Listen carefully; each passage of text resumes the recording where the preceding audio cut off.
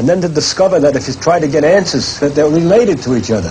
That the things that make the wind make the waves, and the motion of water is like the motion of air, is like the motion of sand. The fact that things have common features turns out more and more universal. What we're looking for is how everything works, and how everything is, what makes everything work. And what happens first in the history is we discover the things that are on the face of it obvious. And then gradually that we ask more questions, and then we dig in a little deeper to things that we can just make. We need to do a little more complicated experiment to find out about it. But it's curiosity as to where we are, what we are. It's very much more exciting to discover we're on a ball, half of it sticking upside down. It's spinning around in space. There's a mysterious force which holds us on. It's going around a great big glob of gas that's burning fueled by a fire that's completely different than the fire, any fire we can make. Well, now we can make that fire, nuclear fire. No. But that's a much more exciting story to many people than the tales which other people used to make up who worried about the universe, that we were living on the back of a turtle or something like that. They were wonderful stories, but the truth is so much more remarkable. And so what's the pleasure in physics is that, to me, is that as it's revealed, the truth is so remarkable, so amazing.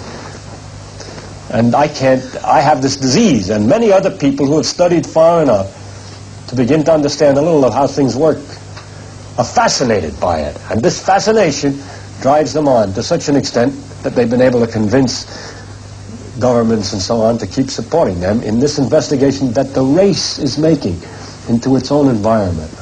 As a theoretical physicist, Feyinman doesn't have a laboratory, and he finds family relaxation helps him to concentrate. In recent years, he's been concerned with the long-asked, almost childlike question, what are things really made of? What makes up the world we see around us? Have we at last come to the foundation stone from which we can make anything? A tree, a human being? Or must we go on looking at smaller and smaller pieces and going deeper and deeper into a bottomless pit? Feyinman is trying to knit together our scattered knowledge of the smallest pieces of matter to see whether they fit a pattern. The problem, although fundamentally important to all branches of science, seems far removed from everyday reality.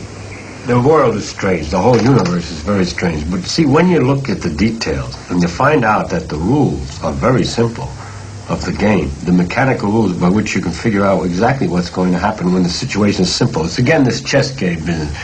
If you were in just a corner where only a few pieces are involved, you can work out exactly what should happen. And you can always do that when there's only a few pieces. And so you know you understand it. And yet, in the real game, it's so many pieces you can't figure out what's going to happen. So there was a kind of hierarchy of different complexities. It's hard to believe. It's incredible. In fact, most people don't believe that the behavior of, say, me, one yak, and you nodding and all this stuff is the result of lots and lots of atoms all obeying these very simple rules come out that it evolves into such a creature that the billion years of life with its experiences has produced the thing with prongs that stick out like this and so on. There's such a lot in the world, there's so much distance between the fundamental rules and the final phenomena that it's almost unbelievable that the final variety of phenomena can come from such a steady operation of such simple rules. But you've had to build the most complex scaffolding to find out the simple rules. But it is not complicated. It's just a lot of it. And if you start at the beginning, which nobody wants to do, I mean, you come in to me now in an interview and you're asking me about the latest discoveries that have been made. Nobody ever asks about a simple, ordinary phenomenon in the street. Oh, like, what about those colors? Or something like that. We have a nice interview and explain all about the colors, butterfly wings, whole big deal. We don't care about that. We want the big final result. So then it's going to be complicated because I am at the end of 400 years a very effective method of finding things out about the world.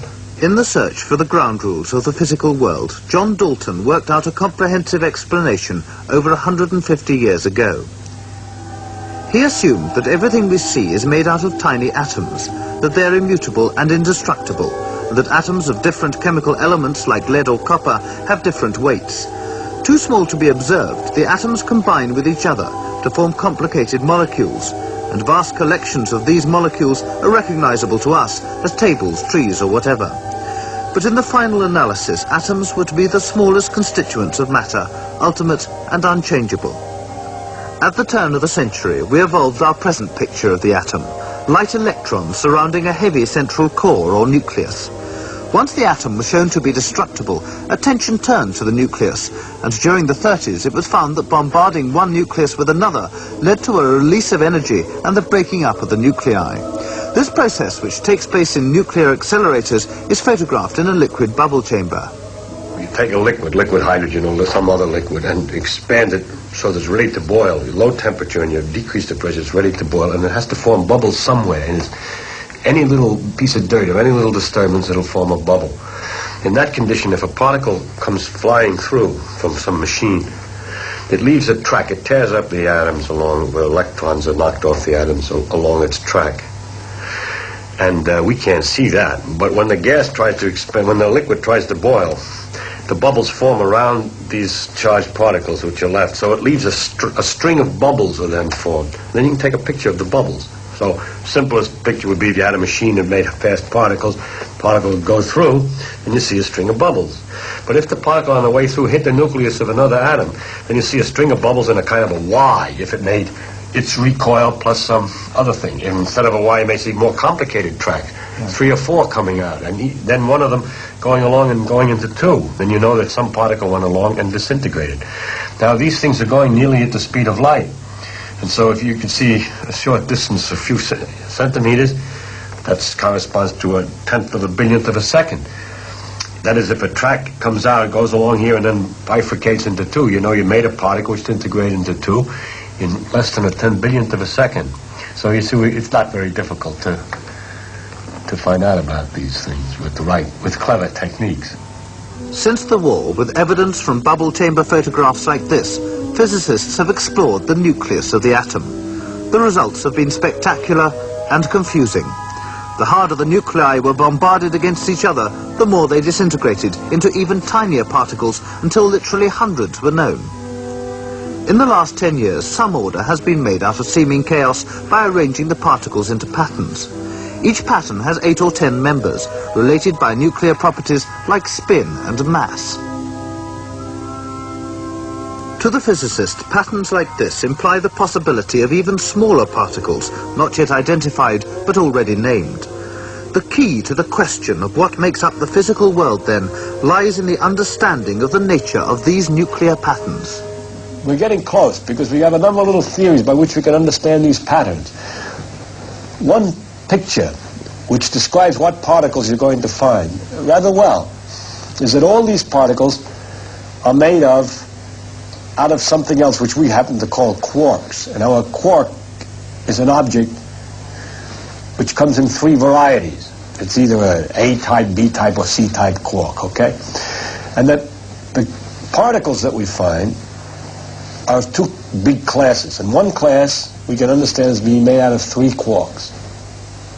And depending on the different proportions, how many A's, B's, and C's, and how they're moving around each other, if we count how many states we would get from putting 3 objects together, it could be made in so many ways, 27 different ways, each one being 3. We find groups of particles in groups of 27 analogously, and so on. A little more complicated, but it's more subtle, but it's like that.